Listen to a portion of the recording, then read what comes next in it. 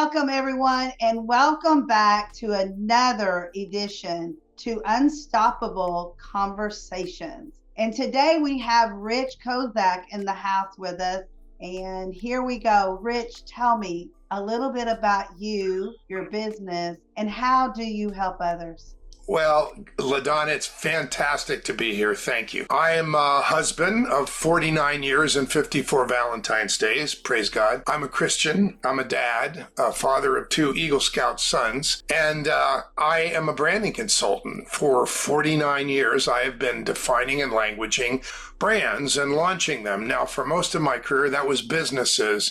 For about 20 years, I ran a high-tech ad agency as exec VP, and I had partners in 21 countries, and we were helping to move companies that were, in our case, based in Europe to the United States, where the laws are different and so forth. So we were understanding their brands and then adapting the brands here.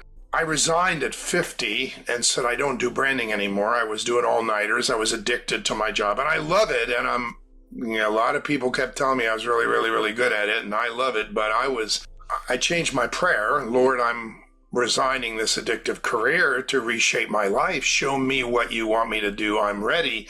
So I kind of shifted my focus, started thinking about purpose and focus that way. It didn't take too long. A lot of individuals asked me to help them with their individual brands, and I reluctantly agreed. And what I realized is that individuals like you, LaDonna, and me, and you listening to this recording right now, sometimes in our life, we get the desire in our hearts to make impacts on those whose lives we touch. And sometimes we've been doing something for a long, long time, and we're just going to make bigger impacts doing that, or we're going to take it to another level, or we're going to make different impacts, or we're going to make impacts with our contributions. But we know there's more.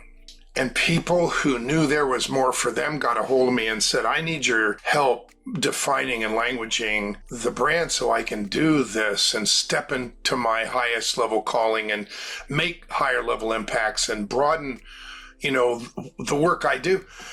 And I started doing that. And what I realized was when we help clarify the impacts people have in their hearts, you can define and language a brand to make those impacts. And everything the brand says and does aligns with the impacts, and you get there faster. Praise God. I believe God put the desire for impacts in our hearts. So today, you're talking to a branding consultant who has lots of credential, 49 years of experience, deep experience you can count on. And I don't use branding jargon. I only talk in straight talk because there's too much jargon out there, and it really is to sell you stuff. You need to understand what branding done right really means when you're impact driven, and that comes from inside. And it doesn't make you put on a costume that doesn't fit. You step into your own authenticity, and you probably get a lot closer to the reason you're here. So it might make your business really more successful. Yeah. But it also creates a platform from which it's much easier to step into your purpose. So that's who I am and what I do, and why I do it, and whom I serve. I don't have a boss other than the God that created me, and that's a blessing. I feel the work flowing through me, not from me, which means work feels like love, which is remarkable. So all day long, and sometimes into the evening, I'm on Zoom. People joke, they go, wow, 49 years, man, you should be like on a yacht or maybe on a beach. I'm on Zoom. So I live on Zoom. Here we are, LaDonna. We're both on Zoom, and I get to touch lives in a very meaningful way. It's up to God who shows up. It's up to God who says, hey, I think I'm supposed to work with you. It's up to God whether it's thousands or millions. My book, Impact Driven Branding, 7 Steps to Ensure Your Brand Impacts People's Lives in the World, is being written so that I'm handing the steps. Just do it to people who don't know that branding is a process and it's just steps. They think it's something else, but they don't know. And so I do a combination. I mean, I'm consulting and teaching, guiding. I help people once we've defined and language a brand. I help them make sure the brand stays on track. We create books, we, create podcasts, we revise websites so their umbrella brand lives there instead of the brand they used to have, so that they're welcomed in at that higher level when they want to make those impacts. But whether it's millions, it's not up to me. I get to be out there, and that's why I'm here today with you. And I want to say, because of the nature of your podcast, you always have these wonderful, you call them tips, but I would call them sometimes golden nuggets. Leave 3, we've got three of them. Actually, I got a lot more, but we're not going to do them all today to leave you. So absolutely stay here and get ready to write stuff down. They're very simple. And they're very mind-changing, like, oh, I didn't ever think of it that way before. And it's straight talk. So here we go. That's awesome. That's awesome. I want to dig in this just for a second. When people talk, just regular people, entrepreneurs, they don't have a big agency. They're just them and maybe a couple of helpers. Yeah. We talk about branding so much. Rich, they honestly think that it's just, what colors am I going to use? Yeah. That's what they think it's it. That's what they think branding is. But branding is so much more. They don't even realize the colors, they matter, but how deep do they really matter? They think it's the colors they like. So they're already on the wrong track. It's not about what they like. Okay, so may I help you with that in 2 sentences? Yes. Listen up, write this down if you're listening to this. Your brand, and I mean your brand and mine and LaDonna's, but your brand, if you're listening to this, is a perception, but it's not your perception. You see, you can tell me about your brand for 10 minutes, doesn't matter what you say. It's the perception in the mind of your most important individuals. In some cases, it might be companies or industry that you can impact, and you really want to. You can see the impact and you can make it, and you really want to make it. It's theirs minds. Your brand is the perception in the minds of your most important target audiences. And your job, branding, is all those things you do to shape a consistent perception in the minds of your most important target audiences. We're not talking about people 15,000 miles away that love to pet giraffes, unless giraffes are your business, and I apologize, I don't mean to diss giraffes, but it's the minds of those you really clearly see impacting and really want to impact. It's the perception in their mind. That is your brand, and your job is to shape a consistent perception. That should change the way you think about branding. They're lost. We're lost. We're lost as entrepreneurs in so many ways when it comes to our business. Branding is so important to understand. And with Rich, he can help you understand it even better. I see that you are impact-driven publishing, Rich Brands. Where does your publishing come in at? And have you published several books, help others publish? When we defined a language a brand for an individual who knows there's more and wants to take it to a higher level, the process of the 7 steps gets completed. Then we talk about what's launch look like. What do we say? What do we promote? What do we lift up? What creates momentum? And all of those things called marketing, let's call them specifically marketing execution elements that we get to draw from. Are you going to have a podcast? Are you speaking? Are you writing things? Do you have a book? Are you going to be on podcast? Are you going to have your own, YouTube channel? Like what kind of, are you going to be on social media or not? What platforms? All of those things are marketing decisions driven by where's your target audience? How do we reach them most effectively? What are the key messages? What do we offer them? How do we distribute it? All that stuff is marketing. And so when it's time to make a brand come alive that has been clearly defined and languaged, in the process of that 7 steps, and frankly, when we do it here, we call it Brand Accelerator Mastery. Even in short little chunks, it takes a couple of months, period. in like an hour, or a day. I do 1 days, and sometimes I do multiple 1 days so that people can really race through the 7 steps and get it done. But then it's done. In that process, this happens. Oh, that's a book title. What? I don't think it's a book title, but it is a t-shirt. It's like things get named that are congruent with the brand. I was on this morning with a client is in the Caribbean, and she was trying to get through this mess that we have, trying to fly to Chicago because she had business meetings. And we created a book title for her in a series, a book title that had, I think it's 16 chapters, and about 13 of them are each a book. So this is kind of the overview book, and then there's going to be other books that pull off each chapter. It's like the brand will continue giving. So in the process of defining and languaging, a roadmap, a strategic roadmap of where does this brand go? What's the end game here? What do we need to be known for immediately to make an impact? And then what do we need to be known for? And then what we need to be known for? These things literally map themselves out, and the language that's created is unique.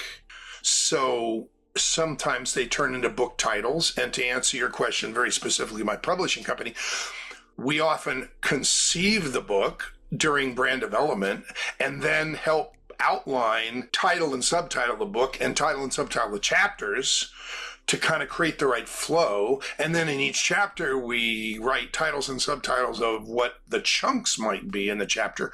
And then you look at that and you go like, wow, that's a great book, but there's no book yet. Okay.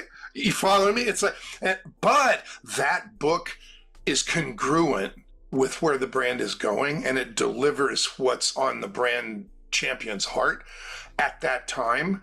And then the next book, and then the next book, if, there's more than one. So yeah, a book is a stake in the ground that moves a brand forward in the strategic direction that it must go to achieve what it sees itself achieving. So that's the way I treat books. This is not the, you can write a bestseller book in a weekend place. That's hogwash. Use AI, you create a book. Yeah. No. Let it come from the heart. Yeah. Let it be authentic. Let it be you. That's the way I believe, Rich. Let it be you. Using AI is not you. Well, using AI speeds up certain processes, but I do a 60-minute masterclass every month called An Hour of Brand Power, brandpowerhour.com, and you just sign up for free.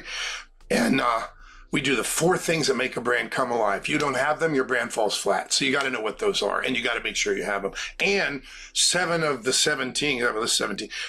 things brands do all the time that hurt you, and you need to stop them right now. And one of those is using AI output verbatim. Never do that. You must. First of all, you shouldn't ever feed into an open AI engine your unique language ever, because now everybody has it and it's no longer unique. Even if you have a wall around this, you just don't take the output and use it. You make sure that it is edited, in some cases crafted, to be congruent with your brand and its well-defined language. And if you don't have that, you can't be congruent with anything, can you? So really the first step is clearly defining language of brand, and then execute all that marketing congruent with those impacts. AI helps, it'll speed up processes, but boy, oh boy, do not let it be your voice. It makes stuff up, for God's sake. I mean, one of the most important words you need to understand about AI is the word hallucinates. AI, people use it hallucinates the next word based on a algorithm. Well, what's the next appropriate word? It's like, it makes stuff up. Right. Let me ask you, Rich, we're toward the end of our segment, but you said something about 3 nuggets, golden nuggets you were going to give out. Mm-hmm. Have you given us those yet? Yeah, absolutely. You have 3 golden nuggets that you think are top nuggets we need to know today? Well, yes, absolutely. So one of your biggest concerns is the word consistent. One of the four things you must have is consistency across the board. So let's talk about consistency on first impression. That means anything. It means a business card. It means the homepage above the fold. It means how you get introduced. You must bake consistency into all those first impression entry portals. So one of the key things that you absolutely must do is at the first impression, is to overcome the number one barrier. There's always a barrier that if you don't overcome it, a barrier of misunderstanding or misperception, or, they think, oh, you're a coach, and they go, oh, a coach. And I think all coaches are the same. Oh, you're a podcaster. Oh, you're a branding stuff. Oh, I know those kind of people. You must overcome the number one barrier or you not even get let in. So discerning what that barrier is and overcoming it. Example, I have a client who wrote a book to help parents build character in their children, but it's not about the book. She has these little things that take just a little bit of time each day, and they are masterful. It comes from what she used in schools, but she adapted it for parents to use at home. Any parent, like a single mom or co-parent, doesn't matter, and it's marvelous, closest thing to a parenting manual you'll ever have. And she has 4 really well-defined target audiences. Why wouldn't they, hearing about this, let it in? We had to do the discerning, and it came down to the perception of no time. It sounds like a great program, but, I got to get to soccer practice. We just can't fit another thing into it. And these are target audience parents that literally want it. And so the number one message to overcome the number one barrier became, today, any parent can build character in each child in just minutes a day. It's like there's no excuse now. That came from the discerning process of discerning what is that number one barrier that if you don't overcome it, you don't even get let in. They bounce off. They lose, you lose, the world loses. Okay, so first impression management, consistency across the board, and discern the number one barrier. Make a list of the characteristics you must be known for and get credit for in order to make the impacts you clearly see. And bake getting credit for them into your message hierarchy and into the way you're introduced and so that on first impression, you get credit for those things. It's the most important that you get, if you're a coach to people that have been sexually abused as children, is it important that you're creating safe space? Get credit for it. It's like you must bake those things in first impression. And one higher level step at first impression, because this is all about first impression, is categories of expertise. You see, inconsistency comes from saying the same thing 16 different ways. And then people don't trust because there's no consistency. They don't know what to expect. So how do you uniquely say what you're expert at? People struggle with that. We need better ways to say what we do. That's so common. It's like, what? You do it? Yeah. But take example. A guy comes to me and says, I lost my wife to lupus. I changed my health style.